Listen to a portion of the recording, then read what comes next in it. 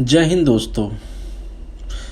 सिद्धांतों में मतभेद तो संसार में सदा से हो रहा है और सदा होता रहेगा तथा मानव इस संबंध में पूरी तरह स्वतंत्र है कि अपने हृदय के विश्वास के अनुसार जो मत चाहे अपनाए तथा अपनी मुक्ति जिन मान्यताओं में चाहे कल्पित करे। परंतु यह अधिकार किसी को नहीं दिया जा सकता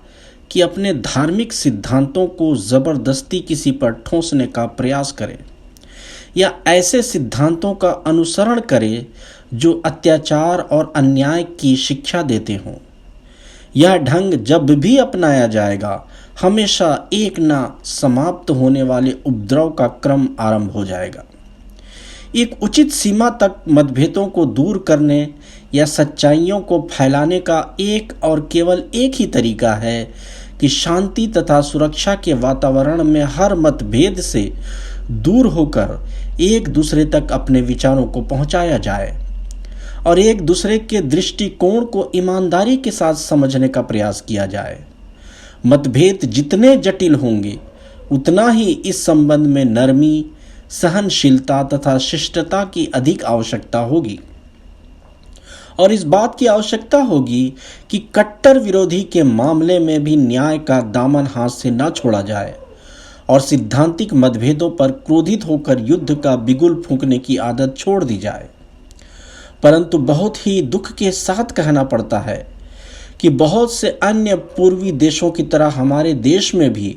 ऐसे पवित्र तथा शांतिमय वातावरण का अभाव है और एक ऐसे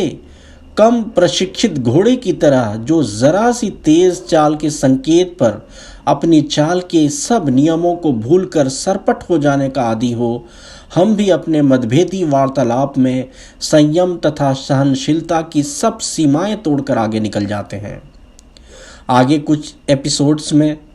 उन दृष्टिकोणों और कार्यलिपियों का एक विश्लेषित अध्ययन श्रोताओं की सेवा में प्रस्तुत किया जा रहा है जो कई बार देश के वातावरण को विषैला बनाने का कारण बन चुके हैं और बन रहे हैं। मजहब के नाम पर खून। मानवीय इतिहास खाक व खून में लिथड़ा पड़ा है। उस दिन से लेकर आज तक जब काबिल ने हाबिल का वध किया था, इतना नाजायज खून बहाया गया है कि यदि उस खून को एकत्रित किया जाए तो आज इस धरती पर बसने वाले समस्त इंसानों के कपड़े उस खून में रंगे जा सकते हैं, बल्कि शायद वह खून बचा रहे और हमारी आगे आने वाली नस्लों के वस्त्रों को भी लाल रंग देने के लिए पर्याप्त हों। परंतु आश्चर्य है कि इस पर भी इंसान की खून की प्यास आज तक नहीं बुझी। काबिल के हाथों हाबिल का वध वह पहला अन्यायपूर्ण वध है जिसका वर्णन कुरान और बाइबिल ने आज तक हमें शिक्षा दिलाने के लिए सुरक्षित रखा है और यह वर्णन उस दिन तक सुरक्षित रहेगा जिस दिन अंतिम इंसान को इस संसार से मौत दी जाएगी और समस्त प्रकृति समाप्त कर दी जाएगी। परंतु जब इंसान ऐतिहासिक भूमिका में इंसानी पात्रों का अध्ययन करता है और फिर आज के संसार में अपनी दशा और अपने इर्द गिर्द पर एक नज़र दौड़ाता है तो यह बात एक कटाक्ष बनकर उसके हृदय में फांस की भांति चुभने लगती है कि इंसान पहले भी अत्याचारी था और आज भी अत्याचारी है, पहले भी अन्यायी था और आज भी अन्यायी है। उसकी निर्दयता की कथा लंबी है और इस कथा के अध्याय असीमित हैं और वह रक्त की प्यास जो काबिल के हृदय में धधकी थी आज भी असंख्य सीनों में धधक सकती है। यह वह आग है जो कि हजारों वर्षों की सिंचाई के पश्चात भी ठंडी ना हो सकी। व्यक्तिगत रक्तपातों के उदाहरण भी असंख्य हैं, असीमित हैं और उस सामूहिक रक्तपात की उदाहरणों में भी जो जातियों ने जातियों पर किए, सागर की न थकने वाली लहरों की भांति एक भाग में बसने वालों ने दूसरे भाग में बसने वालों पर चढ़ाइयाँ की और जो जनसमूहों के जनसमूह लुटेरों के लश्कर भीड़ के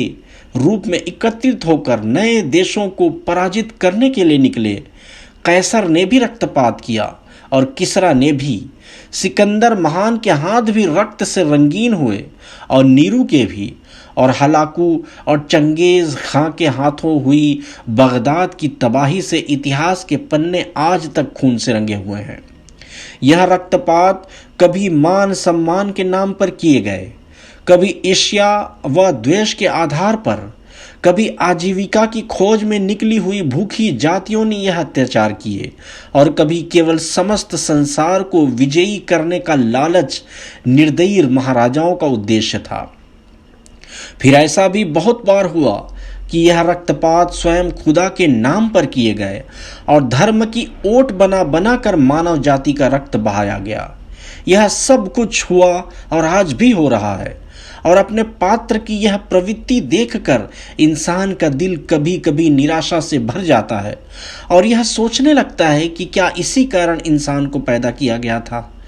एक धर्म ही था जिससे यह आशा थी कि मानव को मानवता की शिष्टाचार सिखाएगा, परंतु स्वयं उसका दामन भी रक्त रंजित दिखाई पड़ता है। स्वाभाविक रूप से यह प्रश्न मन में पैदा होता है और तुरंत आदमी आदम की पैदाइश की उस घटना की ओर दिमाग चला जाता है जिसका वर्णन कुरान और बाइबल दोनों में विद्यमान है। कुरान करीम इस घटना को इस प्रकार प्रस्तुत करता है, वइद क़ाल रब्बुक लिल मलाइकति इन्नी जाइलुन फिल अर्दि खलीफा क़ालू अतजअलु फ़ीहा मन युफ़सिदु फ़ीहा व यस्फ़िकु दिमाअ व नहनु नुसब्बिहु बिहम्दिका व नुक़द्दिसु लका क़ाला इन्नी अअलमु मा ला तअलमून। अल-बक़रा आयत नंबर 31। इसका मतलब है, उस समय को याद कर जब तेरे रब ने फरिश्तों से फरमाया कि मैं धरती पर अपना नायब यानी कि अपना प्रतिनिधि बनाने वाला हूँ। फरिश्तों ने कहा कि क्या तू वहाँ एक ऐसा व्यक्ति बनाएगा जो उसमें झगड़ा करे और रक्तपात करे, जबकि हम तो तेरी स्तुति के साथ तस्बीह यानी ईश्वर की गुणगान करते हैं और तेरी कुद्दूसियत यानी तेरी पवित्रता के साथ गुण गाते हैं। खुदा ने फरमाया, मैं अधिक जानता हूं उन बातों को जिनकी तुमको कुछ खबर नहीं है। खुदा ताला और फरिश्तों का यह वार्तालाप पढ़कर कुछ देर के लिए तो इंसान एक आश्चर्यजनक दुविधा में पड़ जाता है, क्योंकि धार्मिक इतिहास पर एक दृष्टि डालने से तो दिखाई पड़ता है कि फरिश्तों की बात ही ठीक है, और इंसान यह सोचने लगता है कि यदि फरिश्तों का कथन ठीक था तो खुदा ताला ने फिर क्यों उनके सुझाव को ठुकरा दिया और उस आपत्ति को नकार दिया जो उसकी नियाबत यानी उसके प्रतिनिधित्व अर्थात नबूवत के क्रम पर लागू होती थी, और सबसे अधिक उसके वास्तविक प्रतिनिधि अर्थात हज़रत मोहम्मद मुस्तफ़ा सल्लल्लाहु अलैहि वसल्लम उसकी चपेट में आते थे। एक ओर यदि हम धार्मिक इतिहास का अध्ययन करें, चाहे वे संसार के किसी भाग से संबंध रखता हो, उत्तर का हो या दक्षिण का, पूर्व का हो या पश्चिम का, हमें धर्म के नाम पर किए हुए ऐसे ऐसे भीषण अत्याचारों का ज्ञान होता है कि उनके अध्ययन से भी रोंगटे खड़े हो जाते हैं और दृष्टि धार्मिक शिष्टाचारों से निराश होकर थकी हारी लौट आती है। उस समय मन में कुछ विचित्र, कुछ इस प्रकार के विचार मंडलाने लगते हैं कि हुई जिनसे तवक्को खस्तगी की दाद पाने की, वह हमसे भी ज़्यादा खस्ताए तेगे सितम निकले। धर्म जिससे आशा थी कि वह मानवता को झगड़े और रक्तपात से मुक्ति दिलाएगा, वह तो स्वयं ही मानवता के रक्तपात में सम्मिलित नजर आता है। दूसरी ओर जब खुदा ताला के इस निश्चित निर्णय की ओर इंसान की दृष्टि उठती है कि धर्म हरगिज झगड़े और रक्तपात के उद्देश्य से स्थापित नहीं किया जा रहा है, बल्कि यह विचार अज्ञानता की पैदावार है और अत्यंत निराधार है, तो यद्यपि आश्चर्य कम नहीं होता, परंतु निराशा के अंधकार में आशा की एक किरण फिर से रोशन हो जाती है। इंसान प्रसन्नता और आश्चर्य की मिली जुली भावनाओं के साथ खुदा ताला के इस निर्णय की ओर देखता है कि अल्लाह का वही वास्तविक प्रतिनिधि यानी मानव जिसके संबंध में फरिश्तों ने इस संदेह का प्रकटन किया था कि वह धरती में झगड़ा करेगा, खुदा ताला के समक्ष महानतम सुधारक का स्थान पाता है और उसके धर्म का नाम ही इस्लाम रखा जाता है, अर्थात सलामती और अमन का मजहब। किंतु प्रश्न फिर भी स्थापित रहता है, यह माना कि अंतर्यामी खुदा का निर्णय ठीक है और शेष सभी अनुमान गलत, परंतु फिर वह स्थान कौन सा है जहां पहुंचकर धार्मिक इतिहास पर दौड़ने वाली एक ऊपरी दृष्टि ठोकर खा जाती है? और वह उलझन क्या है जिसमें पढ़कर कुछ धर्म के विरोधी यह कह दिया करते हैं कि धर्म अमन के नाम पर झगड़ा और सलामती शांति के नाम पर अनुचित रक्तपात की शिक्षा देता है। कुरान करीम बहुत ही सूक्ष्म ढंग से इस भ्रम का संकेतांकन करता है और बड़े विस्तार के साथ बार बार धार्मिक इतिहासों के विभिन्न प्रसंगों से यह प्रमाणित फरमाता है कि धर्म के नाम पर अत्याचार करने वाले प्रायः या तो अधर्मी हुआ करते हैं या फिर वह लोग होते हैं जिनके अंतर वास्तविक धर्म का कोई अंश भी शेष नहीं होता और जिनके धर्म एक लंबे युग के गुजर जाने के कारण बिगड़कर कुछ का कुछ बन चुके होते हैं, या फिर ऐसे धार्मिक विद्वान उस अत्याचार के जिम्मेदार होते हैं जिनका धर्म से संबंध केवल नाम का होता है और उनके हृदय आध्यात्मिकता, दयालुता, कृपालुता और लोक सेवा जैसे पवित्र धार्मिक भावनाओं से रिक्त होकर चालाकी, दिखावे और अत्याचार का ठिकाना बन जाते हैं। अतः ऐसे धार्मिक नेताओं के दुष्कर्मों को धर्म से संबंधित करना धर्म पर बड़ा भारी अत्याचार है और सच्चाई यही है कि वह खुदा जो समस्त रहमतों का स्रोत है किसी धर्म के मानने वालों को अपने प्राणियों पर अत्याचार की शिक्षा नहीं दे सकता। कुरान करीम ने संसार के इतिहास से कुछ उदाहरण प्रस्तुत फरमाकर तस्वीर का रुख एकदम बदल दिया है और पांसे को ऐसा पलटा है कि इल्ज़ाम देने वाले स्वयं दोषी बन गए। अतः कुरान करीम अपने दावे के समर्थन में नबियों के आरंभिक समय को एक मापदंड और कसौटी के रूप में प्रस्तुत फरमाता है और बार बार विभिन्न नबियों की जातियों का वर्णन करके उनकी ऐतिहासिक हालतों से यह प्रमाणित फरमाता है कि धर्म की ओर से यदि कोई अत्याचार लागू होता तो स्पष्ट बात है कि सबसे अधिक अत्याचार करने वाले स्वयं धर्म के संस्थापक होते या उनके वह शिष्य होते जिन्होंने स्वयं उस धर्म के संस्थापक से सीखा और उसी से शिक्षा प्राप्त की और उसी के आचरण के अनुसार अपने कर्मों के आचरण को ढाला, न कि वह लोग जो उन लोगों के बहुत बाद में उत्पन्न हुए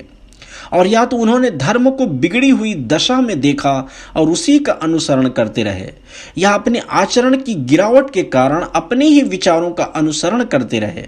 और अपनी धार्मिक शिक्षाओं को पीठ पीछे डाल दिया,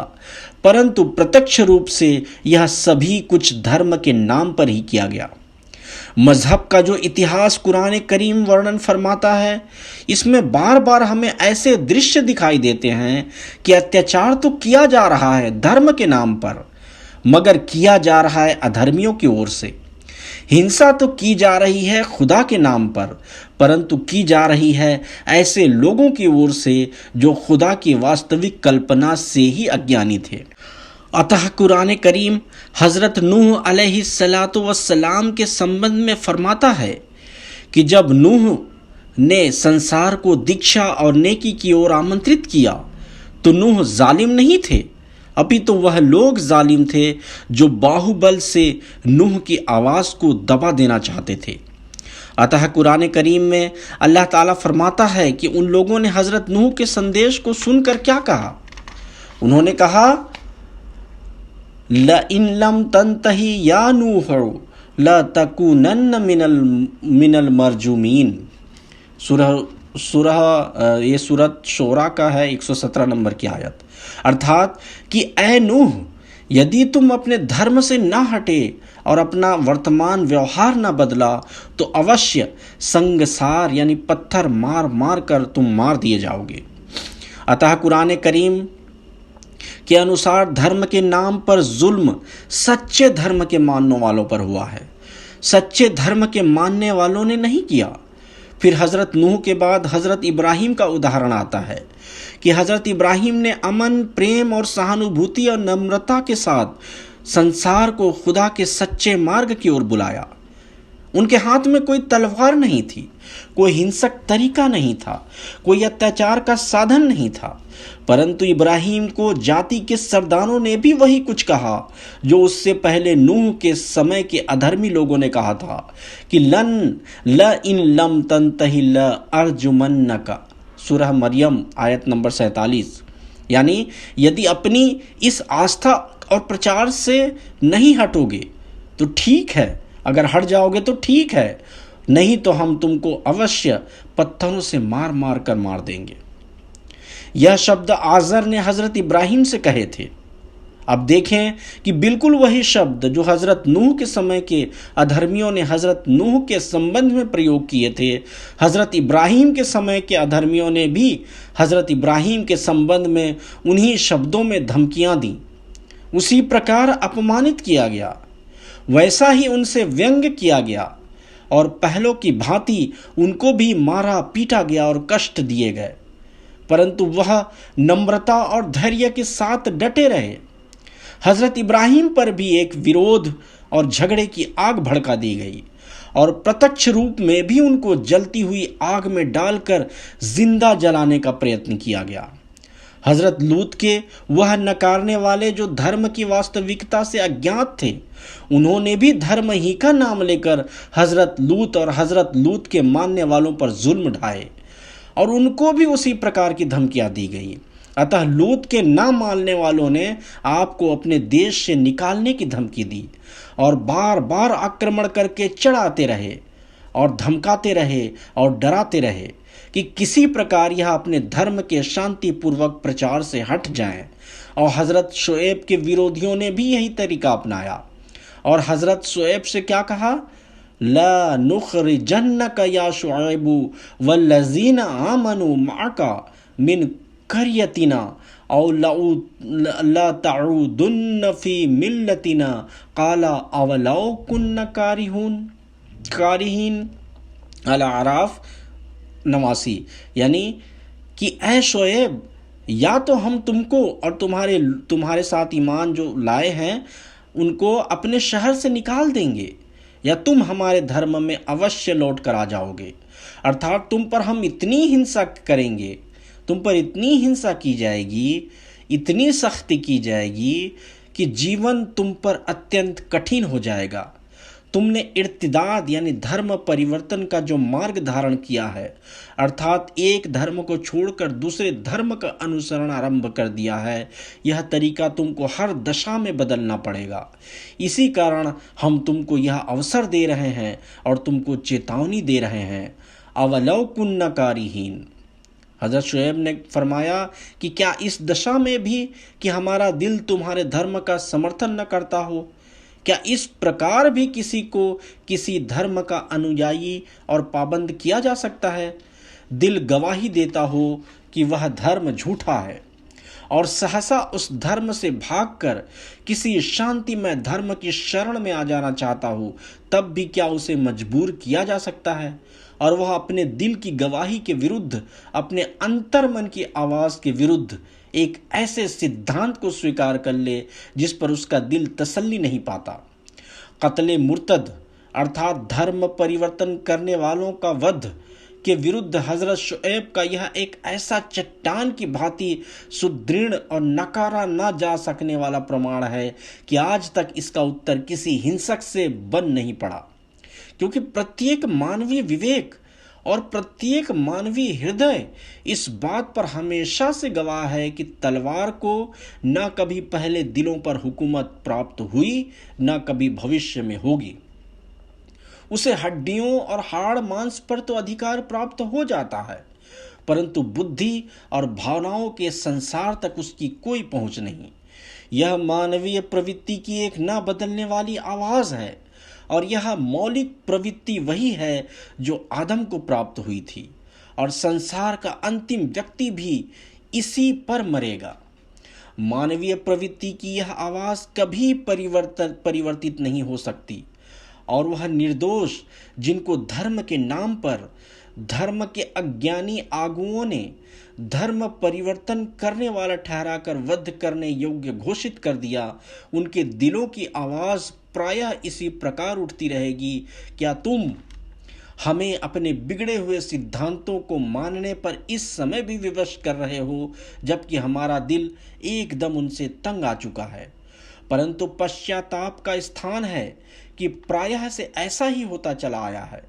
और धर्म के न मानने वालों ने हर नबी और उसकी जाति का धर्म परिवर्तन के फतवे लगाए और उनको वध करने योग्य घोषित किया, और जुल्म व हिंसा के वह साधन खोजे कि उसके वर्णन से भी मानवता शर्मा जाती है। फिर देखिए, हजरत मूसा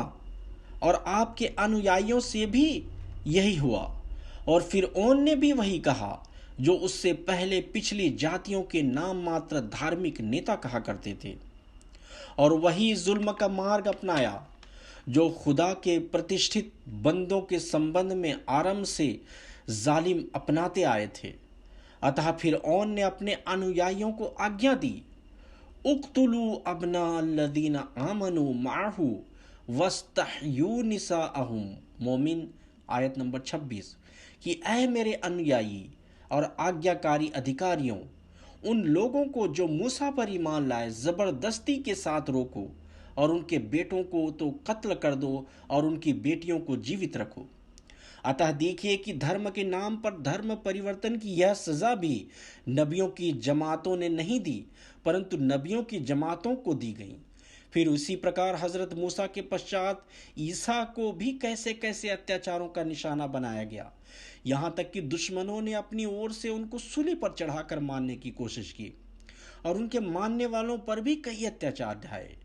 अतः यह जुल्म व अत्याचार का क्रम जो आज तक धर्म के नाम पर किया जाता रहा है, और जिसका नाम हमेशा धर्म परिवर्तन की सजा रखा गया, उसका हरगिज कोई प्रमाण भी धार्मिक पुस्तकों में नहीं मिलता। मेरा अभिप्राय है उन पुस्तकों में नहीं मिलता जो पुस्तकें खुदा ताला ने अपने नबियों पर उतारी। उनके बिगड़े हुए रूप में नबियों के गुजर जाने के सैकड़ों वर्षों के पश्चात यदि पश्चात के दुष्ट लोगों ने उनमें काट छांट करके या अपने विचार ठोंस कर उनमें जुल्म की शिक्षा भर दी है, तो खुदाई पुस्तकें उसमें भार मुक्त हैं। आज के लिए इतना ही। हम इस बारे में पूरी तफसील से मज़हब के नाम पर खून के विषय को अपने अपने इस विषय में शामिल करेंगे, और हमारे एक बुज़ुर्ग मिर्ज़ा ताहिर अहमद की इन्हीं बातों से हम समझने की कोशिश करेंगे कि मज़हब के नाम पर खून की हकीकत क्या है। अगला हिस्सा कल। जय हिंद, नमस्कार।